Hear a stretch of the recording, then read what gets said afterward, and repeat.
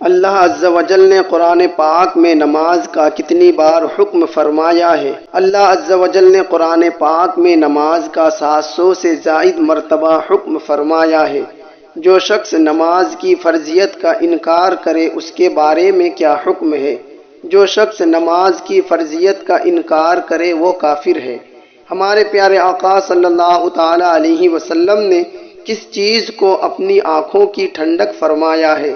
ہمارے پیارے آقا صلی اللہ تعالی علیہ وسلم نے نماز کو اپنی آنکھوں کا ٹھنڈک فرمایا ہے۔ نماز پڑھنے کے چند فضائل بتائیں۔ نماز پڑھنے کے چند فضائل یہ ہیں: نماز دین کا ستون ہے، نماز مومن کی معراج ہے، نماز اللہ عز و جل کی خوشنودی کا سبب ہے، نماز سے رحمت نازل ہوتی ہے، نماز سے گناہ معاف ہوتے ہیں، نماز بیماریوں سے بچاتی ہے، نماز دعاؤں کی قبولیت کا سبب ہے، نماز سے روزی میں برکت ہوتی ہے، نماز اندھیری قبر کا چراغ ہے، نماز قبر اور جہنم کے عذاب سے بچاتی ہے، نماز جنت کی کنجی ہے، نماز پل صراط کے لیے آسانی ہے، نماز پیارے آقا صلی اللہ تعالی علیہ وسلم کی آنکھوں کی ٹھنڈک ہے، نمازی کو بروز قیامت سرکار دو عالم صلی اللہ تعالی علیہ وسلم کی شفاعت نصیب ہوگی، نمازی کو قیامت کے دن دائیں ہاتھ میں اعمال نامہ دیا جائے گا۔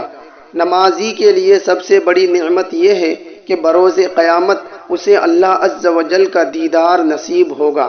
نماز نہ پڑھنے کے کیا نقصانات ہیں؟